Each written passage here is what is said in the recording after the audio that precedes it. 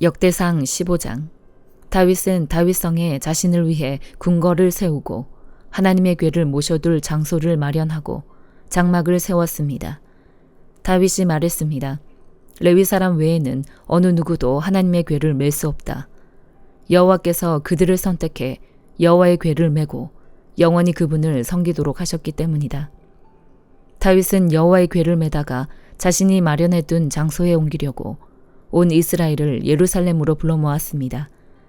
그가 불러 모은 사람은 아론의 자손과 레위 사람으로 그앗 자손에서 우두머리 우리엘과 120명의 형제들, 무라리 자손에서 우두머리 아사야와 220명의 형제들, 게르솜 자손에서 우두머리 요엘과 130명의 형제들, 엘리사반 자손에서 우두머리 스마야와 200명의 형제들, 헤브론 자손에서 우두머리 엘리엘과 80명의 형제들, 우시엘 자손에서 우두머리 암미나답과 112명의 형제들입니다.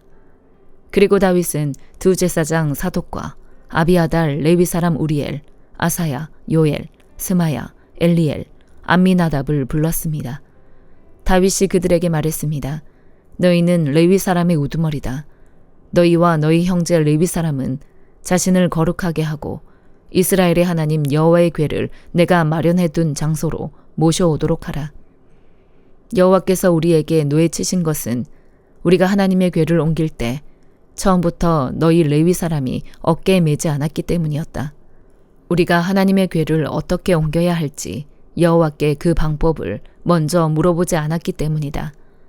그러자 제사장들과 레위 사람은 이스라엘의 하나님 여호와의 궤를 메어 모셔오기 위해 자신의 몸을 거룩하게 했습니다. 그리고 레위 사람은 하나님의 궤를 막대에 꿰어 어깨에 메고 옮겼습니다. 모세가 여호와의 말씀을 따라 명령한 대로였습니다.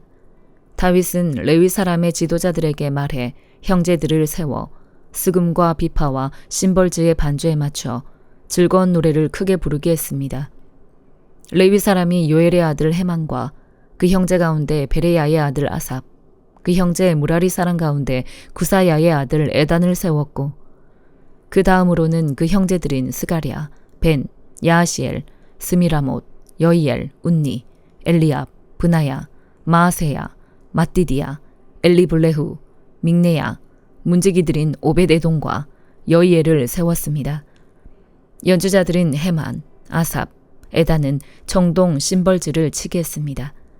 스가랴, 아시엘, 스미라못, 여이엘, 운니, 엘리압, 마아세야, 브다야는 알라모트에 맞춰 비파를 타게 했고 마띠디야, 엘리블레후, 믹네야, 오베데돔, 여이엘, 아사시아는 쉐미니트에 맞춰 수금을 켜게 했습니다.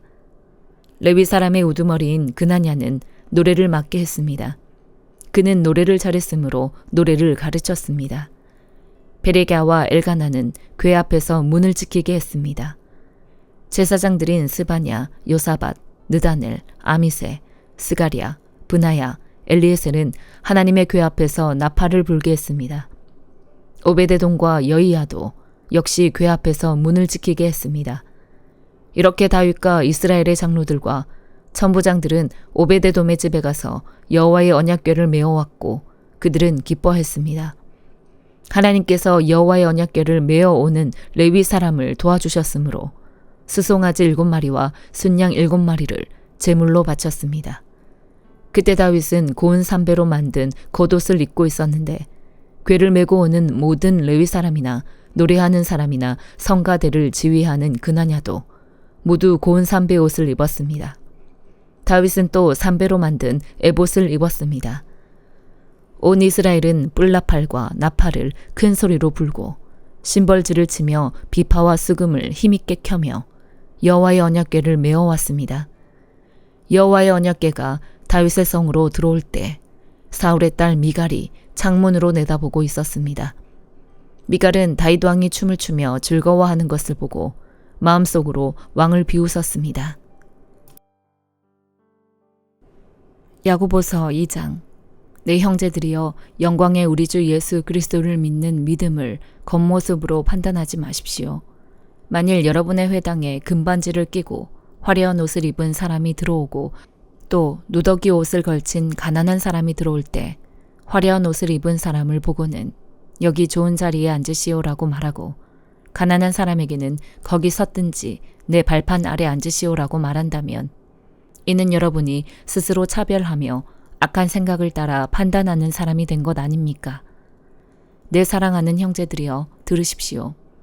하나님께서는 세상에서 가난한 사람들을 택해 믿음에 부요한 사람이 되게 하시고 하나님을 사랑하는 사람들에게 약속하신 그 나라의 상속자가 되게 하지 않으셨습니까?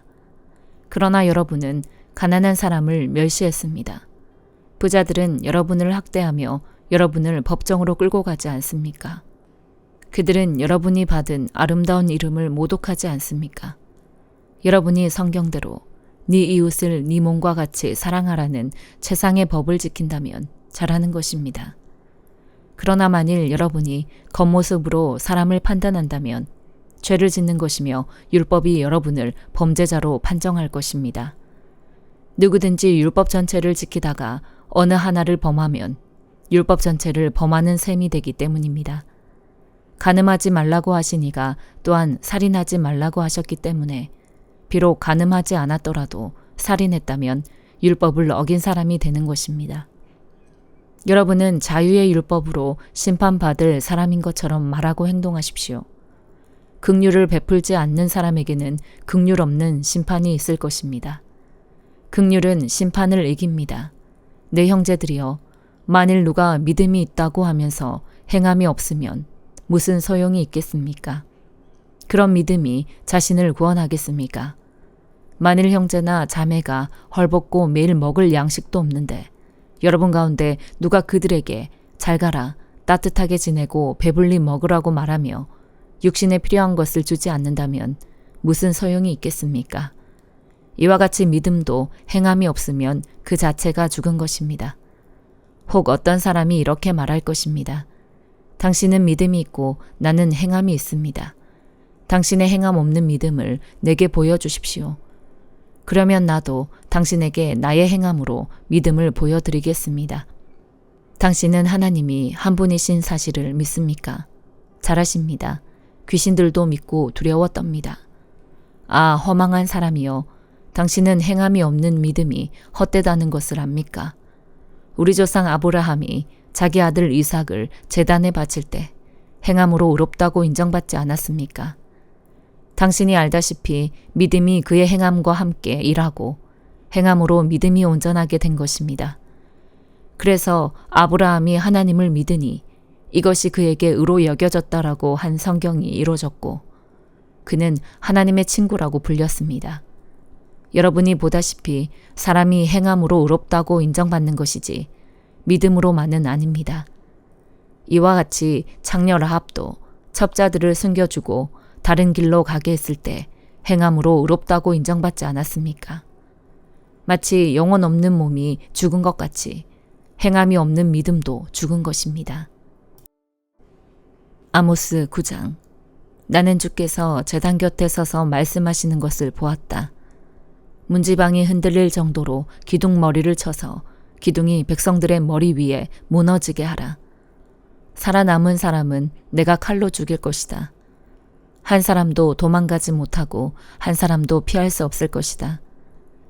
그들이 무덤으로 파고 들어가더라도 내 손이 무덤에서 그들을 붙잡아 올 것이다. 그들이 하늘로 올라가더라도 내가 하늘에서 그들을 끌어내릴 것이다. 그들이 갈매산 꼭대기에 숨더라도 내가 거기서 그들을 찾아 붙잡을 것이다. 그들이 나를 피해 바다 밑바닥에 숨더라도 내가 거기서 뱀에게 명령해 그들을 물게 할 것이다. 그들이 적의 포로가 돼 사로잡혀 가더라도 내가 거기서 칼에게 명령해 그들을 죽이게 할 것이다. 내가 복이 아니라 벌을 내리려고 그들을 지켜보겠다. 주 만군의 여호와께서 땅을 만지시니 땅이 녹아내리고 거기 사는 사람들이 슬피 운다. 온 땅이 날강이 넘치는 것처럼 일어서며 이집트의 강이 낮아지는 것처럼 가라앉는다. 하늘에 그분의 집을 지으시고 땅에 창공의 기초를 세우셨다. 그분은 바닷물을 불러들여 땅에 쏟아 부으신다. 이렇게 하시는 분의 이름이 여호와이시다. 여호와께서 하신 말씀이다. 이스라엘 자손들아, 너희는 내게 에티오피아 사람들과 같다. 내가 이스라엘을 이집트 땅에서 나오게 하고 또 블레셋 사람을 갑돌에서 나오게 하고 아람 사람을 길에서 나오게 했다. 보라, 주 여호와 내가 죄를 범한 나라를 지켜보며 그 나라를 땅에서 망하게 할 것이다. 그러나 야곱의 집은 완전히 망하게 하지 않을 것이다. 여호와께서 하신 말씀이다. 내가 명령했다. 곡식을 한 알도 땅에 떨어지지 않게 채질하는 것처럼 내가 이스라엘 백성을 채질하듯 모든 민족들 가운데서 걸러낼 것이다. 내 백성 가운데 우리에게 재난이 미치지 않을 것이다라는 거짓된 말을 하는 사람이 있을 것이다. 이런 말로 죄를 짓는 사람들 모두 칼에 찔려 죽을 것이다. 그날에 내가 다윗의 무너진 초막을 일으키고 허물어진 곳을 메울 것이다. 무너진 것을 일으켜서 다시 옛날처럼 세울 것이다. 이스라엘이 에돔의 남은 사람들과 하나님의 이름으로 불리는 모든 민족을 지배하게 될 것이다. 이것은 이 일을 이루시는 여호와의 말씀이다. 여호와께서 말씀하셨다. 보라, 그날이 올 것이다. 그때에는 곡식을 거두자마자 밭을 갈고 씨를 뿌리자마자 포도주를 만들기 위해 포도를 밟을 것이다. 산들은 달콤한 포도주를 만들어내고 언덕은 포도주로 넘쳐 흐를 것이다. 내가 내 백성 이스라엘을 포로 생활에서 돌이키고 그들은 무너진 성읍들을 다시 세우고 거기에서 살 것이다. 그들이 포도원을 가꾸고 거기서 나는 포도주를 마시며 과수원을 가꾸고 거기서 나는 열매를 먹을 것이다. 내가 이스라엘을 그들의 땅에 심고 그들은 내가 그들에게 준 땅에서 다시는 뿌리채 뽑히지 않을 것이다. 네 하나님 여호와께서 말씀하셨다. 누가복음 4장.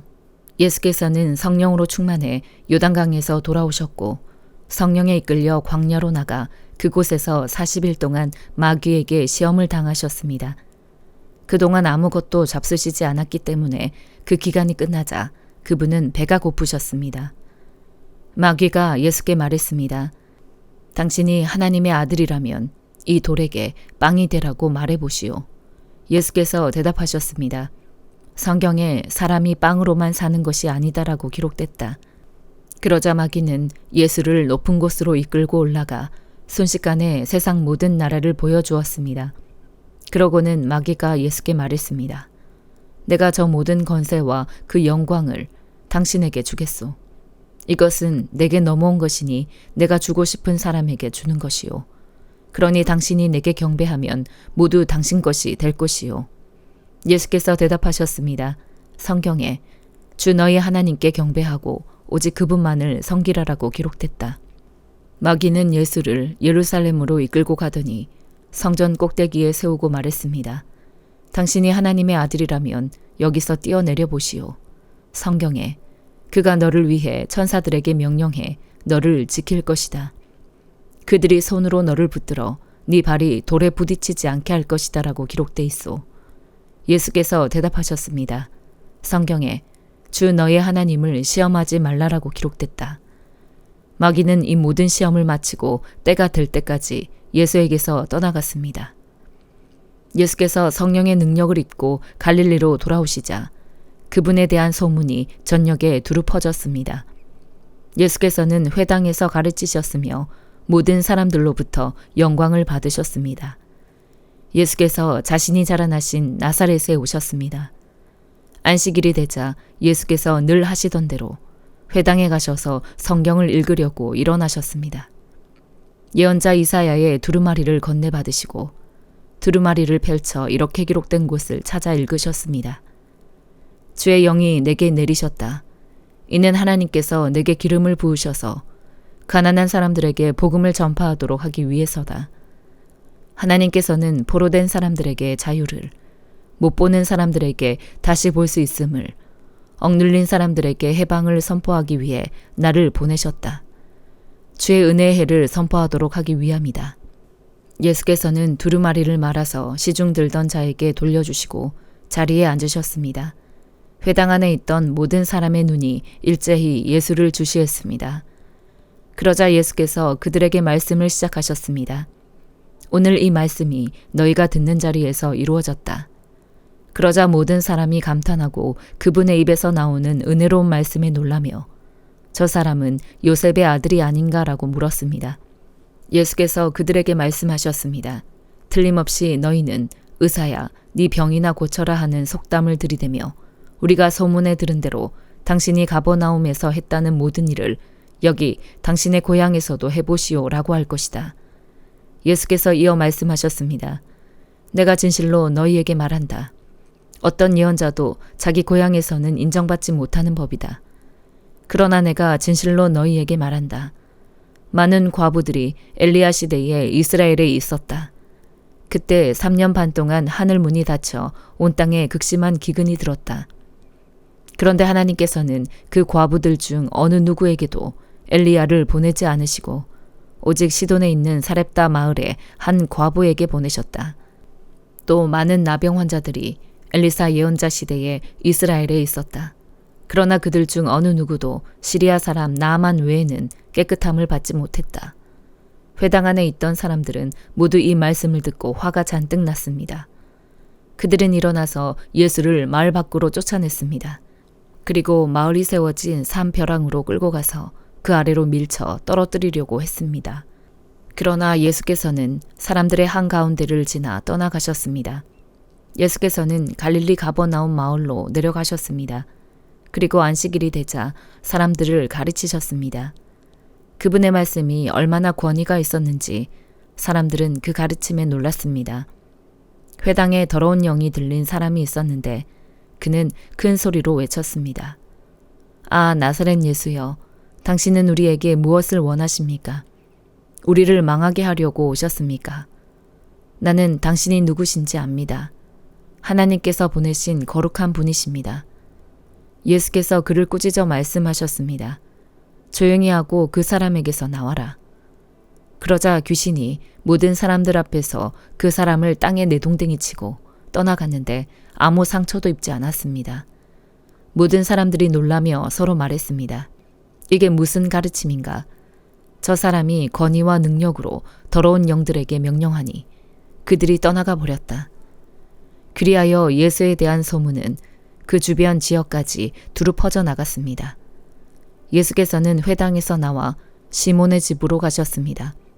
그런데 시몬의 장모가 심한 열병에 시달리고 있었기 때문에 사람들이 그녀를 위해 예수께 도움을 청했습니다. 예수께서 시몬의 장모를 굽어보시고 열병을 꾸짖으시자 열병이 사라졌습니다. 장모는 곧 일어나 사람들을 시중들기 시작했습니다. 해질녘이 되자 사람들이 온갖 환자들을 모두 예수께 데려왔습니다. 예수께서는 그들에게 일일이 손을 얹어 병을 고쳐주셨습니다. 게다가 귀신들이 많은 사람들로부터 떠나가며 당신은 하나님의 아들이십니다라고 소리를 질렀습니다. 그러나 예수께서는 귀신들을 꾸짖으시며 그들이 말하는 것을 허락하지 않으셨습니다. 예수께서 그리스도이신 것을 그들이 알고 있었기 때문입니다. 날이 밝자 예수께서는 나가셔서 외딴 곳으로 가셨습니다. 사람들은 예수를 찾다가 어디 계신지 알아내고는 자기들에게서 떠나가시지 못하게 붙들었습니다. 그러자 예수께서 말씀하셨습니다. 나는 다른 마을에서도 하나님 나라의 복음을 전해야 한다. 내가 이 일을 위해 보내심을 받았기 때문이다. 그런 뒤 예수께서는 유대의 여러 회당에서 말씀을 전하셨습니다. 아멘.